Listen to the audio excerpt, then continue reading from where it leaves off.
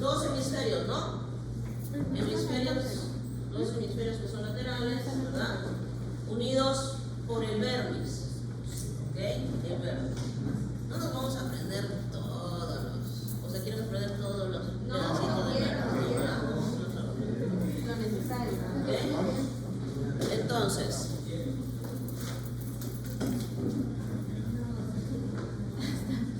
se divide en el lóbulo anterior y el lóbulo posterior, ¿verdad? El lóbulo anterior del lóbulo posterior se divide por la fisura primaria. Y teníamos otro lóbulo chiquitín, ¿no? Escondidito, llamado lóbulo flóculo nodular, que pues se separa, o mejor dicho, quien separa del lóbulo flóculo nodular del lóbulo posterior es la fisura, ¿cómo? Posterolateral, ¿ok? Fisura posterolateral. Así que eso es lo que teníamos, ¿no? Y que el lóbulo flóculo nodular se divide en nódulo y lóbulo, ¿no? Nódulos y lóbulos. Evidentes.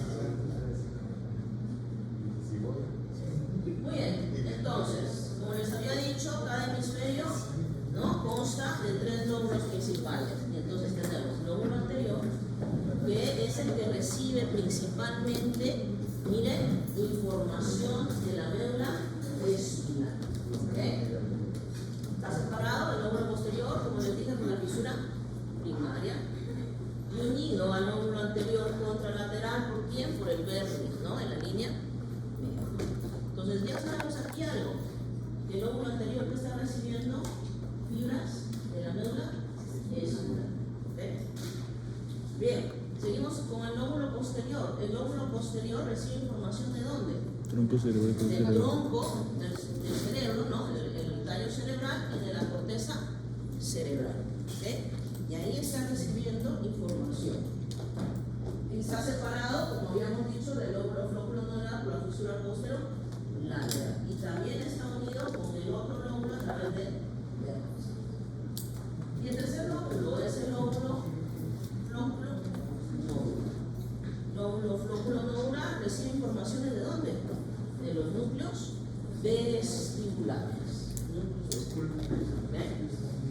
Es el más pequeño de los 3 lóbulos y se encuentra pues por adelante. El lóbulo posterior está inferior al anterior y posterior al tronco cerebral. Mírenlo, aquí está. ¿Se acuerdan que yo les dije? Está como metidito, ¿no? Ok, entonces, miren, lo morado es el lóbulo anterior, lo verde es el posterior y miren al flóculo nodular cómo está metido, ¿no? Ese naranja que está ahí. Igualito, ¿no? Se une con siguiente, pues, del otro lado. Doctora, ¿dónde saca esa imagen? ¿Qué? ¿Dónde saca esa imagen? La búscula, ¿verdad? Porque la tiene igualita como que real y no la silueta. O sea, no las hace ni inteligencia, o sea, las hace. No, la búscula. Muy bien. Y también el elemento. Muy bien. Y aparte de los hemisferios, ¿verdad, señor? A ver, ¿qué tenemos? Pedúnculos. A ver, aquí estos que están compartiendo ideas, información, uno con el otro, ¿verdad? A ver, léame, ¿qué dice el pedúnculo cerebeloso superior, doctor? Es la principal vía de salida del cerebelo. ¿Es la principal que dijo? Vía de salida del cerebelo. ¿Qué más? Segundo punto. Las fibras aferentes y eferentes participan en el sector de movimientos voluntarios finos y planificación. Ok. Como yo les había dicho, la función del cerebelo no es iniciar la función motora. ¿Quién inicia la función motora? Córtico espinal, ¿verdad? El córtico espinal. Lo que hace el cerebelo es ayudar en ciertas funciones motoras, ¿ok? Y entonces una de ellas es que control de movimientos ¿qué? Voluntarios finos y sobre todo planifica. Ejemplo, cuando ustedes están, por ejemplo, ahorita escribiendo, su cerebelo ya planificó la función motora que tienen que realizar y cómo lo tienen que realizar. ¿Okay? Planifica, se adelanta, conecta el cerebelo con el mesencéfalo y el tálamo. ¿Okay? Entonces, el pedúnculo cerebeloso superior superior va a tener entonces salida hacia dónde? Hacia el mesencéfalo y hacia el tálamo. Es la vía más grande, principal de salida. Está situado superior a los otros pedúnculos y entonces como una ruta, como un flujo de ruta, sabemos que del mesencéfalo a tálamo pueden entrar o pueden salir fibras por el pedúnculo cerebroso superior conectando con el cerebelo. ¿Ok? Bien. Siguiente pedúnculo, pedúnculo cerebeloso medio. ¿Qué dice ahí? ¿Qué dice lo primero? ¿Qué dice? Principal vía de entrada. Vía de entrada. ¿Ok? La de la salida, ¿quién era? Superior. La entrada, ¿quién es? Medio. ¿Ok? Transmite información sobre también funciones, actividades motoras voluntarias. ¿Para qué?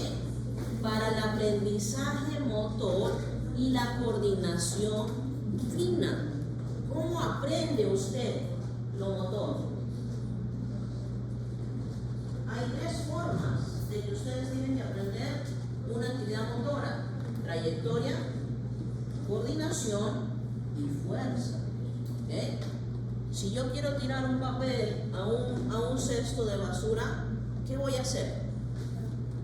Tiro y no le voy a dar a la primera quizás, y le sigo tirando, y le sigo tirando, y le sigo tirando, pero a lo bruto o no.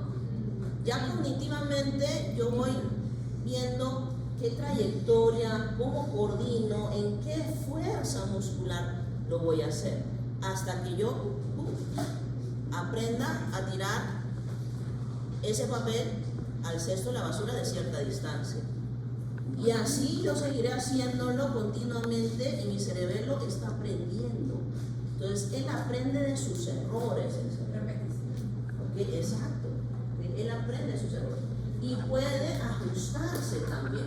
Porque por ejemplo, si yo estoy subiendo una escalera, ¿ok?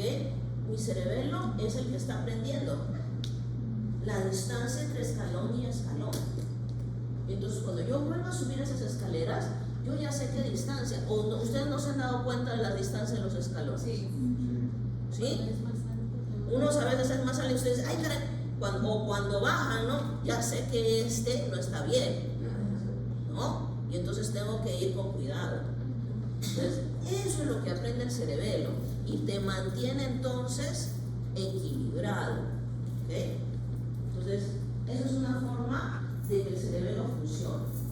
Conecta entonces la corteza cerebelosa, o sea, el pedúnculo cerebroso medio, con el núcleo puntino basal contralateral. ¿Se acuerdan de esos núcleos del puente que habíamos dicho? Que estaban en el puente, ¿no?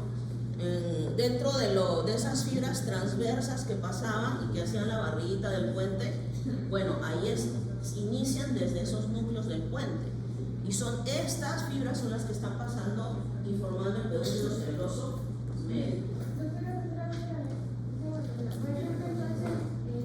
Tiene que ver aquí la compensación familiar. Cuando por ejemplo estamos aprendiendo algo nuevo y no, pues tenemos un avance. Tiene que ver ahí. Bueno, aparte cognitiva se va a dar una recompensa dopaminérgica, pero aquí más que todo se utiliza vitamina, ¿no? Pero sí, o sea, mentalmente puedes decir, ay, lo tiré ahí en la cesta, no tiene nada que ver con cerebelo, eso ya es un sistema límbico que está diciendo bravo. ¿Ok? ¿Sí? Entonces, están situados lateralmente, es el más grande de los pedúnculos, entonces podemos decir que su vía es de la porción basal del puente hacia el pedúnculo cerebeloso medio y por lo tanto al cerebelo. Pero es que entrada, ¿no? Entrada. Bien. El tercer pedúnculo es el cerebeloso inferior. ¿Okay? Es una vía mixta, tanto de entrada como salida. ¿Sí? Consta de fibras tanto aferentes y eferentes que llevan información. ¿Qué información? Propioceptiva hacia y desde el cuerpo y al sistema vestibular. ¿Ok? O sea, eso es importante, ¿no? Es parte del equilibrio, como yo les estaba diciendo, de subir una escalera y todo, ¿no? ¿Ok? Entonces, conecta el cerebelo con el tubo raquídeo y la médula espinal.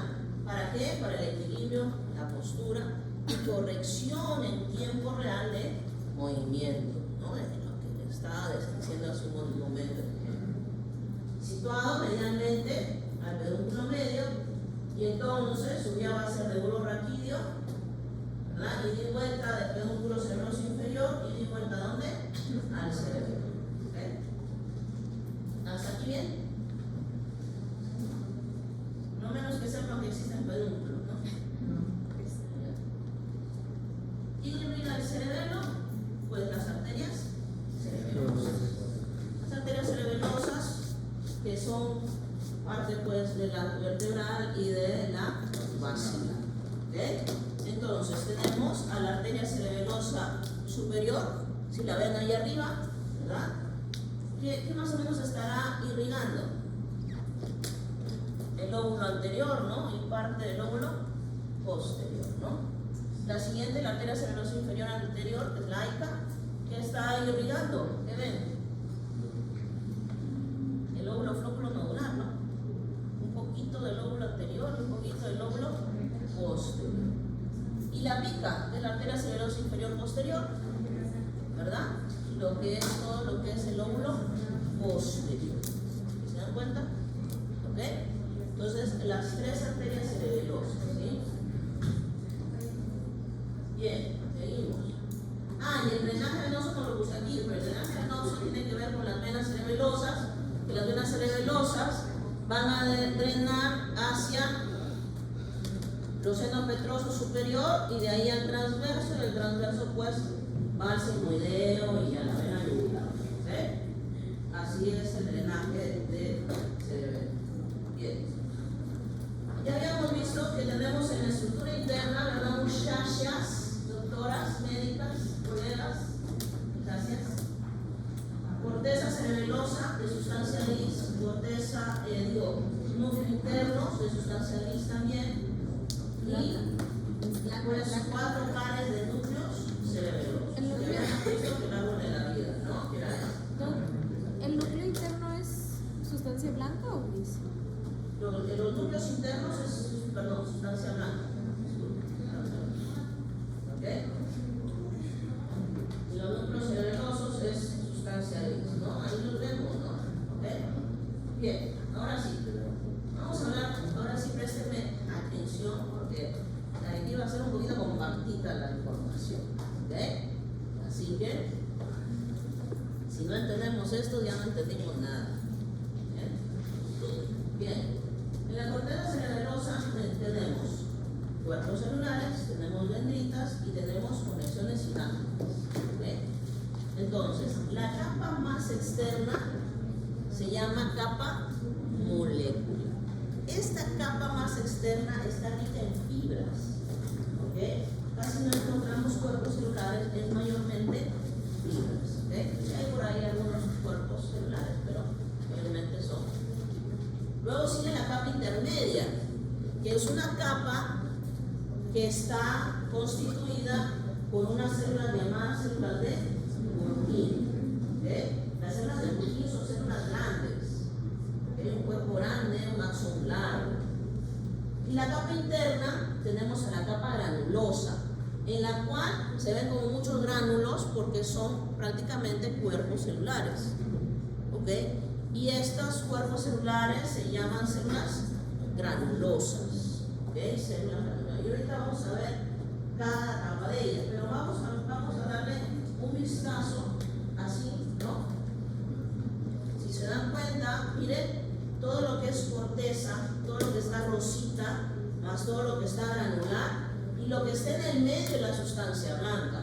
Bueno, yo les he dicho que la sustancia blanca discurre hacia la corteza como si fueran ramitas, ¿no? Por eso se llama el árbol de la vida. Entonces miren cómo está discurriendo la sustancia blanca y encontramos las 3 capas, de adentro hacia afuera.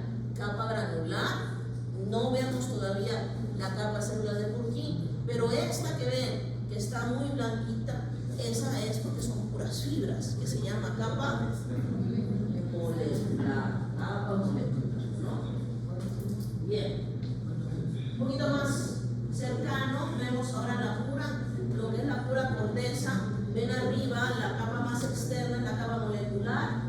son puras fibras, ¿sí?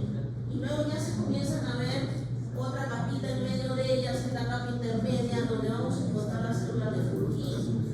Y luego ya más internamente la capa granulosa, ¿sí? Bien, ahí tenemos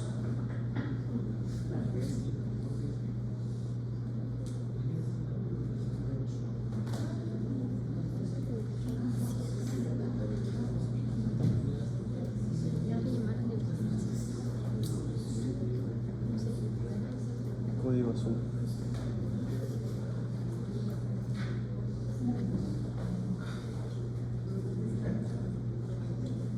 bien, entonces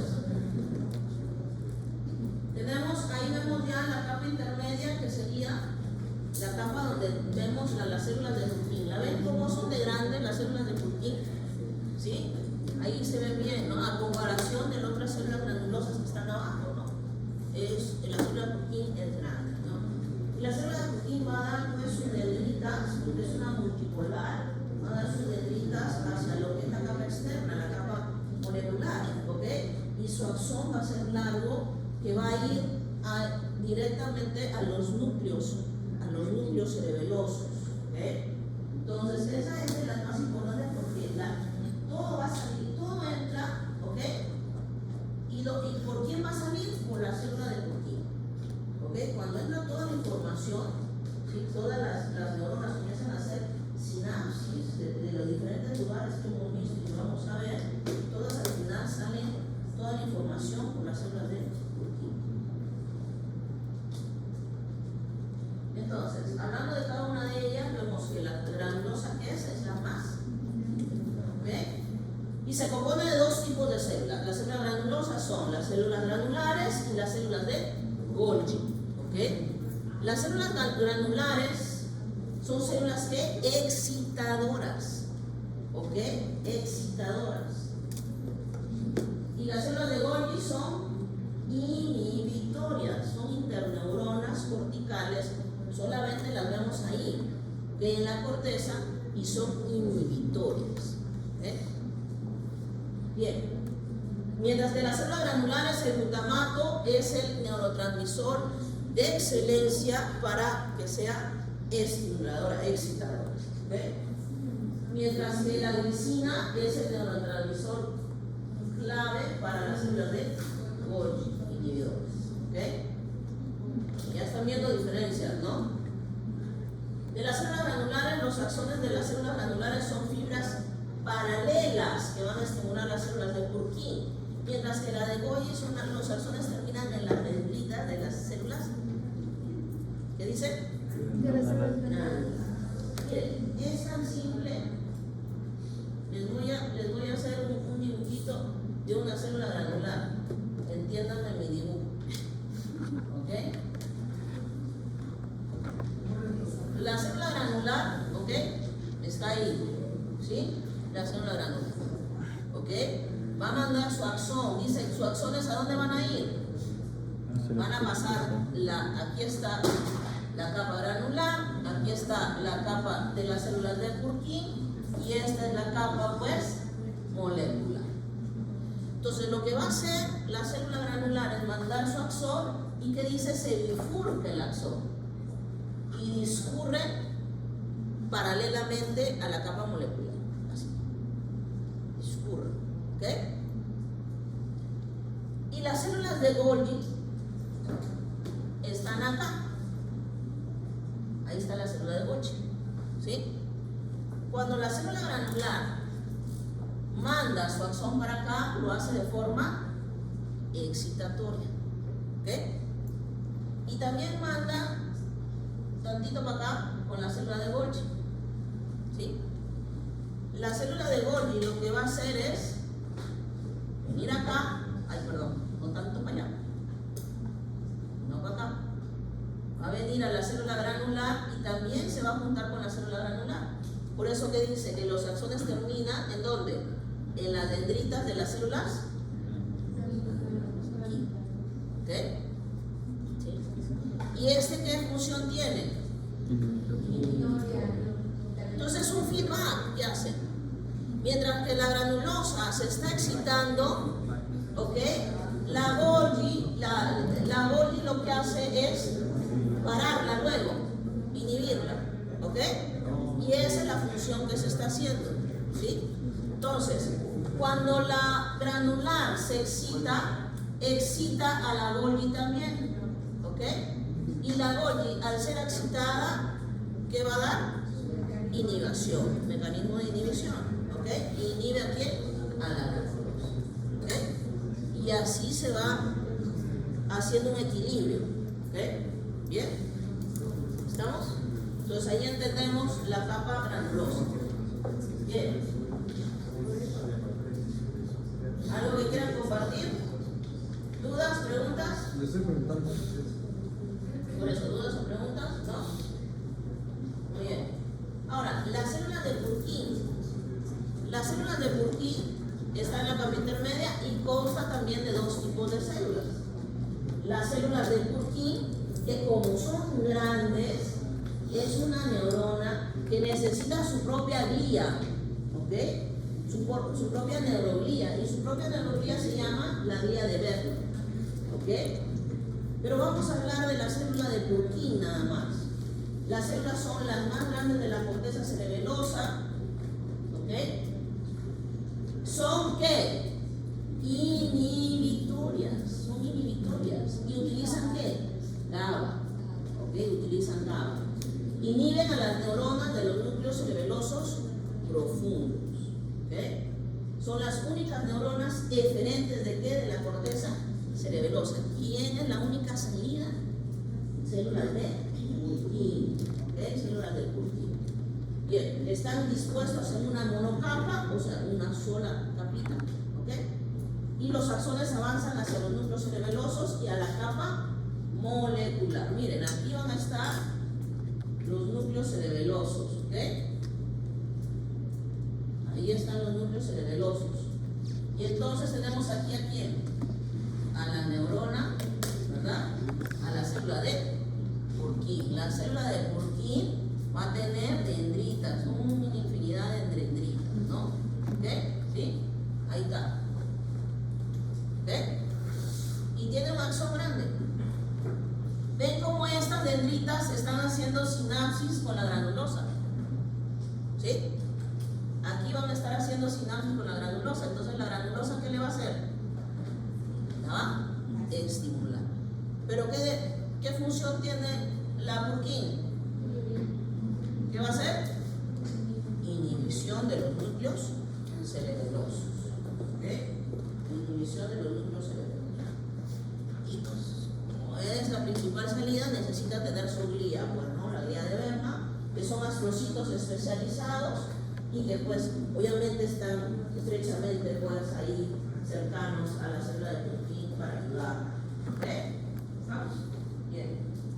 Ahora hablamos de la capa molecular. La capa molecular, la capa más externa. ¿Y qué habíamos dicho que era capa molecular? ¿Puras qué?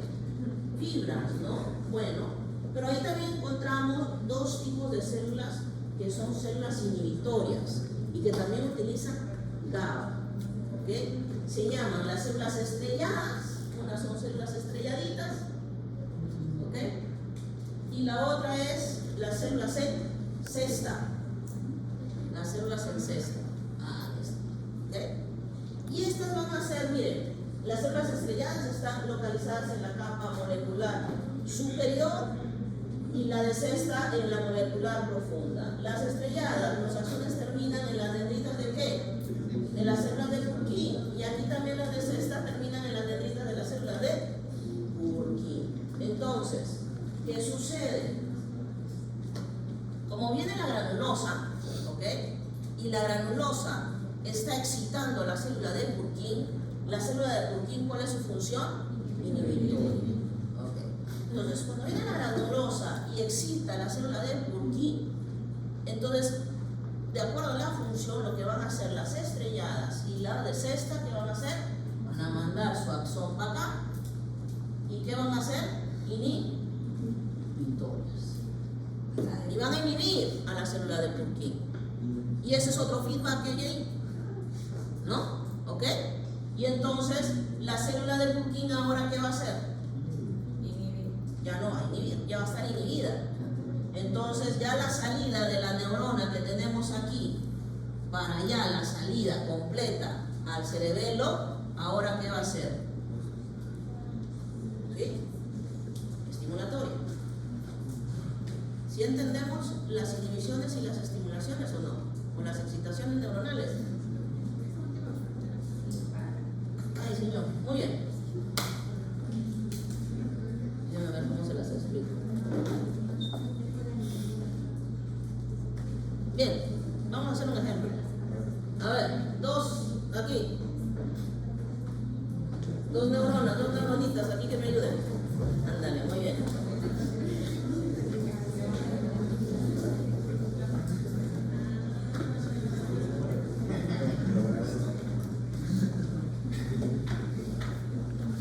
Él es mi célula inhibitoria, ¿ok? Él tiene GABA y él tiene glutamato. Él es excitador, ¿ok? Yo también soy excitadora, ¿sí? Él quiere correr para allá, ¿ok? Él se quiere salir. Y pues hagan sinapsis, agárrense la manito, ahora agárrame la manito a mí, listo. Entonces, su función de él es tener que salir del salón, ¿ok? Él es excitador. Entonces, yo lo que le digo es, salte, compadre, salte, ¿no? Pero él ¿qué? Inhibitorio, ¿qué lo hace? Lo inhibe, ¿ok? Ahora, yo no soy una célula, yo que soy una célula estimuladora, tengo mi célula inhibitoria, dame la mano, que es ella. Y ella me dice, ay doctora, no, ¿verdad? Lo inhibo yo a él, ¿ok? Ahora ya, yo ya no le digo nada. Y entonces él ¿qué dice? Se queda tranquilo y todos nos vamos hacia afuera. Me inhibe de inhibir. Sí, te inhibe de inhibir. El hecho que yo lo inhiba a él, ¿qué pasa? Lo deja a él libre. Que lo lleve, que lo jale. ¿Me entienden? Que lo jale. Mientras que yo lo estimulo a él como inhibitorio, él lo jala y no lo deja salir. ¿Ok? ¿Estamos? ¿Sí? Pero si yo vengo y le inhibo a él, ya todo, pues ya él se va con todo. ¿Sí? Él ya puede hacer su función. Muy bien, gracias chicos. Y eso sería como que, Como los feedback que tenemos acá. pero en qué momento, en un pensamiento, En un pensamiento, en una acción, en todo. En todo se utiliza este circuito inhibitorio.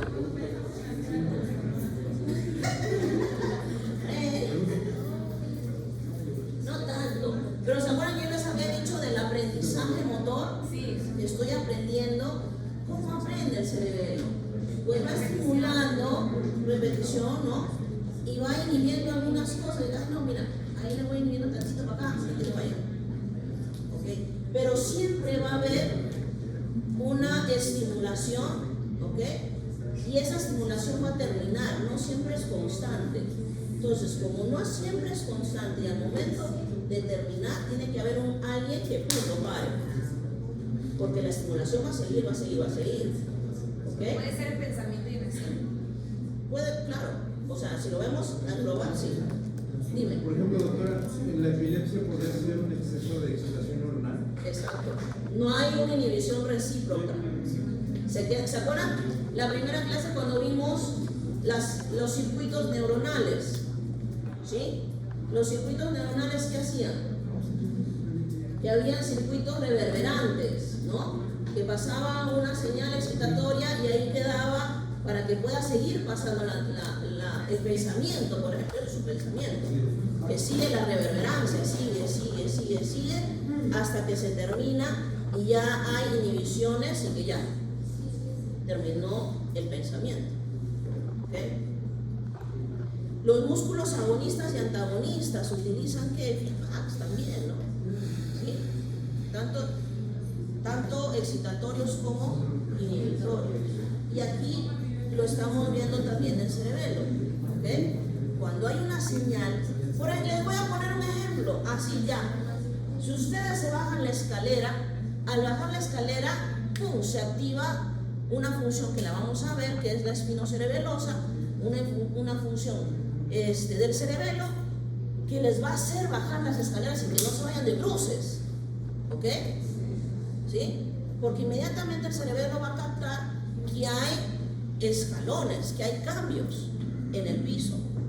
La propiocepción, hay cambios en la propiocepción. Entonces, se activa esa función. Espinocerebelo termina de estar bajando las escaleras y se inhibe esa. ¿Ok? ¿Se acuerdan de que están corriendo, verdad? Y que me tropiezo y que me voy a caer, ¿no? ¿Quién inmediatamente se activa? Otra función cerebelosa que es la vestíbulo cerebelosa. ¿Sí? Termino ya, me quedo bien. Esa tía. ¿Ok? Estamos.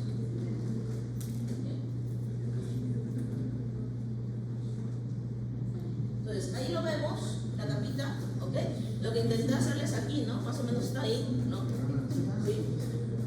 Para que vean que la primera capa interna es la granular, ¿no? Y luego, ¿quién sigue? La de Purkinje y luego la molécula. Si se dan cuenta, aquí tenemos la molecular, aquí tenemos las células de Golgi, ¿no? Las células granulosas, las células de ¿okay? Se ven por ahí que una que otra célula, miren acá está la célula, la de cesta, ¿no? Que manda su axón, ¿no? También. Entonces, tenemos esas tres capitas. ¿Okay? ¿Cómo entra la información a estas tres capas?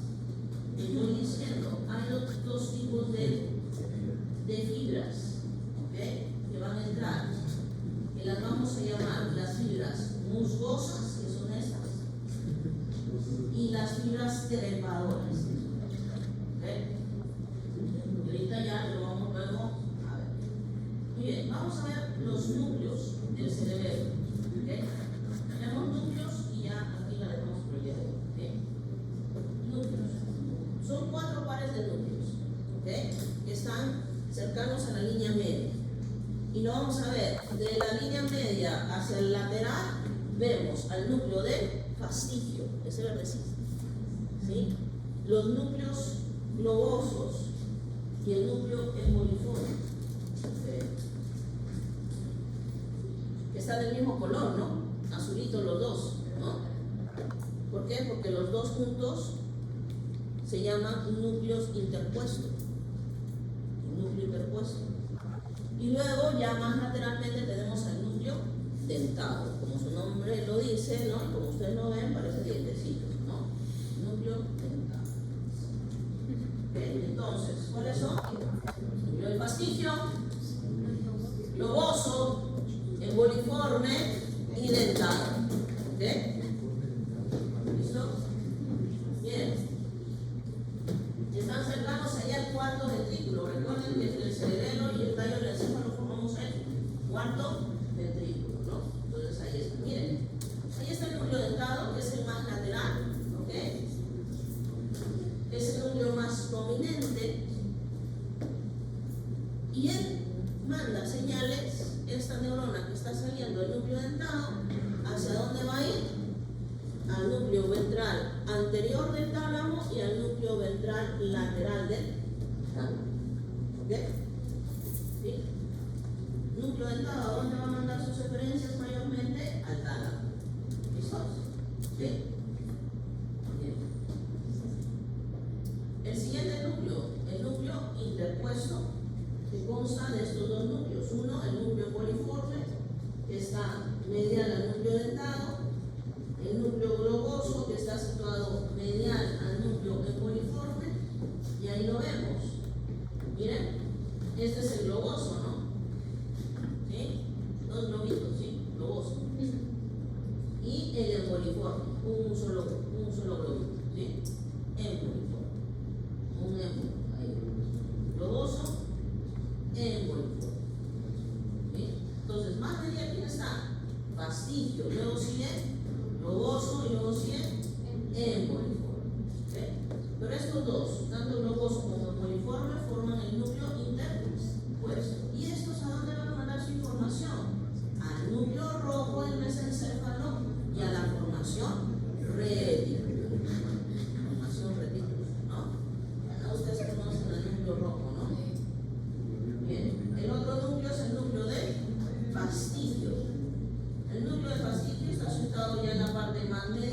ustedes lo ven, ¿ok?